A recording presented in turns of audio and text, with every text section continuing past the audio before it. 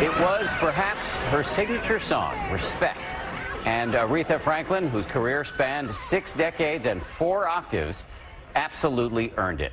ABC's Chris Connolly takes us inside the life of the Queen of Soul. For anyone needing guidance in the greatness of the late Aretha Franklin, the 2015 Kennedy Center Honors makes the ideal case.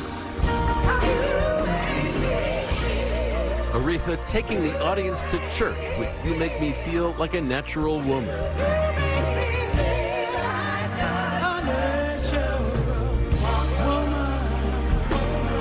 What Aretha had, it's something you can't be taught. No one had more soul than that woman.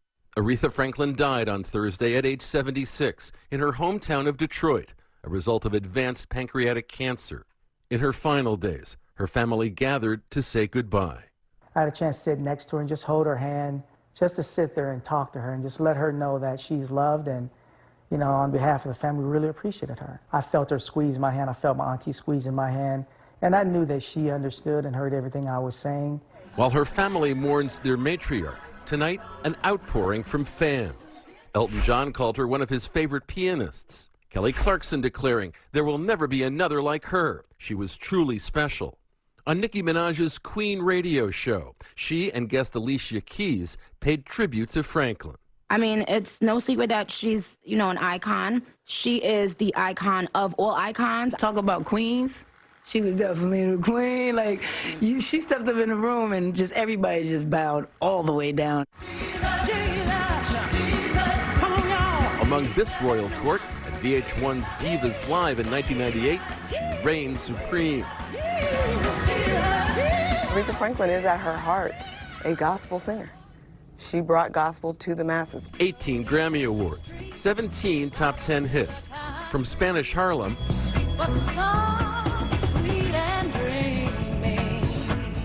the moment I wake up, before I put on my makeup, say a little prayer for you. to I Say a Little Prayer.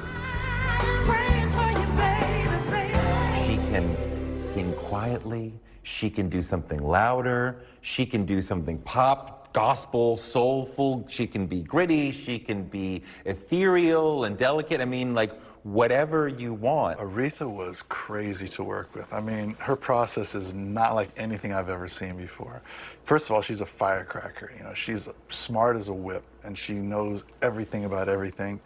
A lot of artists think they know everything, but she actually does. She'd begun singing in her father's church in Detroit. She talked about that in an interview with 60 Minutes from 1990. Whenever we were having services, if I was going to sing, they would have me stand on a little chair and sing.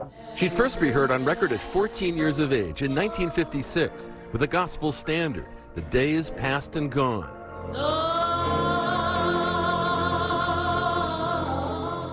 Because she came out of the church, you have this kind of praise and worship optimism of make a joyful noise. Aretha attempted a crossover into pop but was initially unsuccessful until producer Jerry Wexler and Atlantic Records helped to unlock her greatness in early 1967 with I Never Loved a Man the Way I Love You.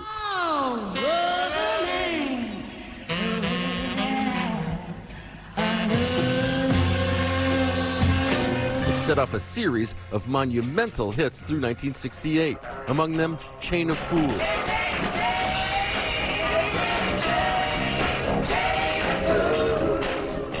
Since You've Been Gone.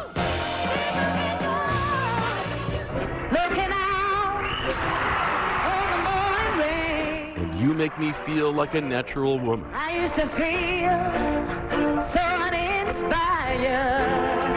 For a black woman to say that, and to have her hair in an afro, and to be out there just being her beautiful self in her most natural state, that was just a different way for black people and for America as a whole to even envision love. All the while, Aretha was constantly rediscovering herself. I'm still got to find out who and what I really am. I don't know yet. I'm trying to find the answer. It was her idea to spell out those letters in respect. She wasn't asking for respect. She was demanding respect. And that became this women's anthem. It moved to the civil rights movement. People marched to that music. People asked for respect, literally, figuratively, theoretically, and she was central to that. Civil rights icon Congressman John Lewis wrote in a statement, "When we would be released from jail after a nonviolent protest, we might go to a late-night club and let the music of Aretha Franklin fill our hearts. Her music gave us a greater sense of determination to never give up or give in, and to keep the faith." And when that faith was tested with the death of Martin Luther King Jr. in 1968, Aretha's voice once again carried them through. And the wisdom I found.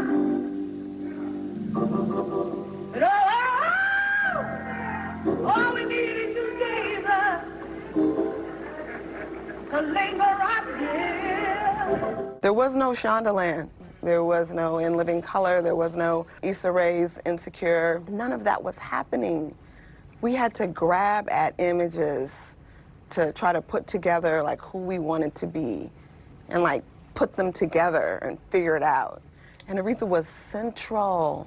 You better think about what you're trying to do to me. In 1980, when she appeared in the movie The Blues Brothers, she garnered a whole new following. Oh, freedom, freedom, freedom, freedom. Seeing her in this movie that went to #1, The Blues Brothers, really I mean, a lot of people come into the Aretha movement on that, like, oh, that woman, she's dope.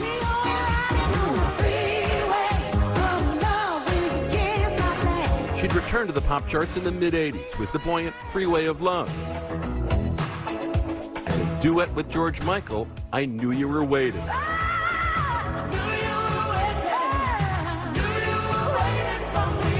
A joyful diva feeling the love once more. Her career reinvigorated under the hand of famed record executive Clive Davis. That's part of what Clive is good at, and you know what you're gonna do when you get to be older.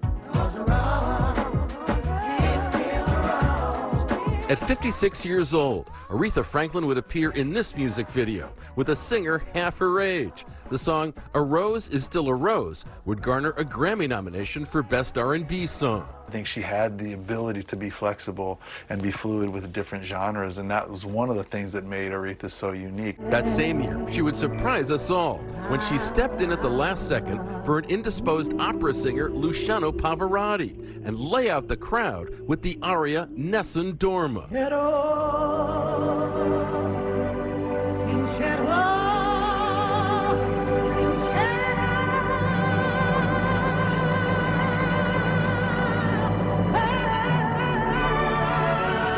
With the depth of her soulfulness beyond question, Aretha could also display a playful side, as she did with Diane Sawyer in 2000. I like to use this kind of spoon because it keeps you from having lumps. See, I might always get lumpy. That's very slow. You have to do it very slow and almost work through the grits so it doesn't form a lump. Ooh, there was a lump. What is that? no lumps. Really, no lumps. Men don't like lumps. Not those kind, anyway. She'd earned so many honors. The first woman inducted into the Rock and Roll Hall of Fame. How did you feel when you first heard the news? Oh, I was highly flattered, absolutely flattered. It's a wonderful feeling to be alongside your contemporaries, and to be the first woman just was kind of overwhelming. President after president chose the Queen of Soul to appear in front of large national audiences. From Jimmy Carter. God bless America. To both of the Clinton inaugural events. And I was unafraid,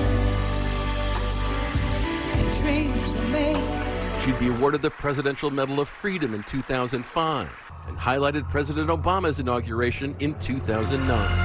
I can't treat it of me. Just last year, her hometown of Detroit would name a street in her honor. Detroit has been with me ever since then. They were there when no one else knew who I was, and I've been with them every step of the way. Tonight, her millions of fans have so many vivid moments to treasure, like this one. At the piano, just as she was for the song's original recording. Then rising, taking the mic to center stage.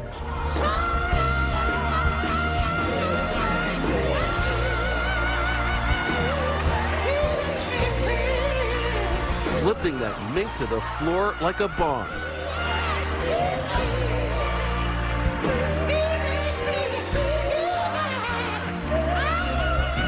The great Aretha, wrecking the house. One final time. For Nightline, I'm Chris Connolly in Los Angeles.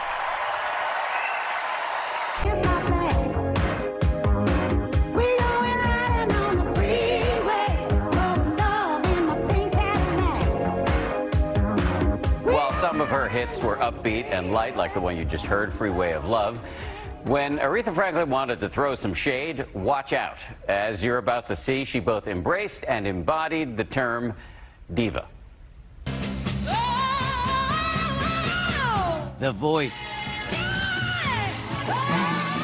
the dresses, the way she moved.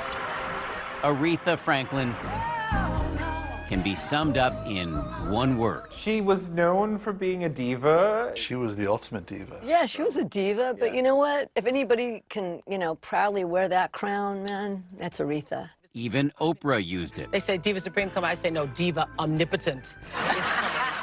I always think that the true meaning of being a diva is being the head singer in an opera. If that's the meaning of the word, being the #1 girl, being the boss chick, being the one that gets it done, well then yes, she embraced it. One indelible example of Aretha Franklin embracing her diva-ness. 1998, a VH1 show called Divas Live. Franklin and those other megastars gathered to sing A Natural Woman. Carole King, who wrote the song, was supposed to sing the first line. Would you forgive me? I didn't sing the song tonight. Watch her face, though, as she learns that the Queen of Soul follows no one. On the morning rain,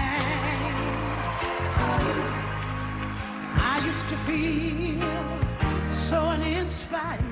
Of course, a diva should also be expected to serve Hall of Fame-worthy shade. Here's Aretha Franklin in an interview with the Wall Street Journal. When I say the name Adele, what comes to mind? Just Young one word. singer, good singer. Taylor Swift. Great gowns, beautiful gowns. Nicki Minaj. Nicki Minaj. No, I'm going to pass on that one. Come on, Diane, let's go. But as we said, Franklin embraced the term diva. Here she is with Diane Sawyer in the year 2000. You like doing the diva thing? Yeah, I do, sure. I love doing what a friend of mine called a diva step every now and then. Yeah, and a diva move, sure. I love doing the diva thing. Spur of the moment, you just do. And you just diva do. That's what divas do. They just do. That's right, they just do. Franklin even playfully lampooned herself. There's a Snickers commercial that she's wonderful in it. Can we turn the AC up? I'm dying back here. It's on. Can't you feel it? Can you feel that? The conceit of the commercial is that people are bitchy or divas unless they have a Snickers bar. Oh, Jeff, eat a Snickers, please. Why? Every time you get hungry, you turn into a diva. Just eat it so we can all coexist. Turn into a diva. With the Snickers commercial, it was her just tipping her hat to the fact that, yes, I know I'm a little bit of a diva, but that's how I am. Love me or leave me, And I think anybody who worked with her knew that there was some stuff that was going to come with that, but it was always positive. It didn't bother any member of the family. We sort of laughed at it, and it was just a name that, was given to her. But to us, she was auntie. In a very literal sense, Aretha Franklin also wrapped herself in her diva-ness. Diva's also in the attire, and the clothes, and the furs, and the jewelry, and the beautiful handbags, and the hair always being done. I love that about her. I'm always excited to see what the next cool diva thing that I'm going to experience is. Her powerhouse performances like this one on BET were enough to send her own wig flying. And who can forget her performance at President Obama's first inauguration and the hat that stole the show. Who needs a mic drop when you have a mink to drop at the Kennedy Center Honors? Queen of soul, queen of schmoll. Let me tell you, Aretha Franklin is queen of everything. Queen of pop, queen of rock, queen of soul, queen of gospel, queen of live performance. Can you see? Queen of the national anthem. Queen of, like she's just queen of. Just end it.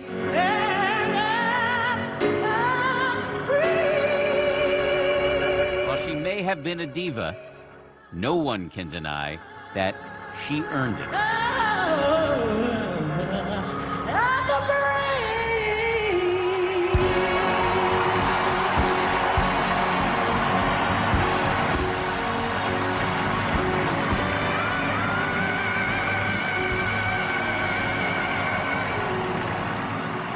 We'll be right back with the Queen of Soul's final prayer. And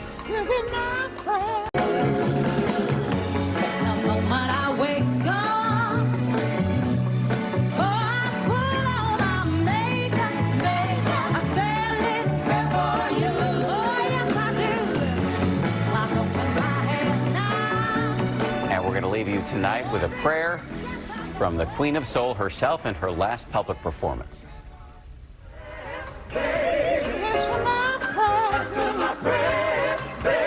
This is my prayer. My prayer for you. Yes, it is. This is my prayer.